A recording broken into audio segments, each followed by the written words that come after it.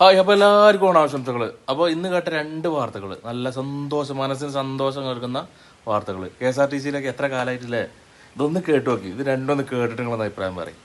മജീഷേ, ഇതിന് ഞാൻ വളരെ സന്തോഷമാണ്. കാരണം 10 വർഷം കൂടി ഞാനിപ്പം വീട്ടിലുള്ള എല്ലാവർക്കും ഡ്രസ്സ് എടുക്കുന്നു കേട്ടോ. അത് വളരെ ഒരു നല്ല കാര്യം തന്നെ, അതിനകത്ത് പറയാതിരിക്കാൻ പറ്റത്തില്ല.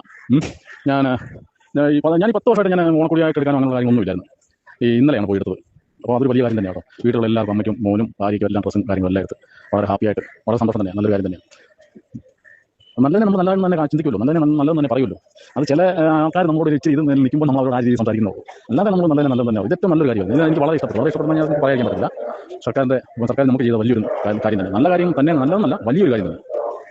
ഞാൻ ചാലക്കുടി മുനിസിപ്പാലിറ്റിയിലെ 3-ാം വാർഡിലെ ആശാവർക്കറാണ്. ഞാൻ ഈ കൊറോണ സമയത്താണ് ആശാവർക്കറായിട്ട് ഈ ജോലിയിലേക്ക് കയറി വന്നത്. അന്നു മുതലേ എനിക്ക് ആശമാരെ കുറിച്ചിട്ട് ഒത്തിരി കാര്യങ്ങളാണ് എനിക്ക് പറയാനുള്ളത്. കാരണം എന്നും മുറവിളി കൂട്ടുന്ന ടീമുകളാണ് ആശാവർക്കർമാർ. ഞങ്ങൾക്ക് ഒരു സമയത്തും കൃത്യമായിട്ട് പൈസ ഞങ്ങൾക്ക് എത്താറില്ല.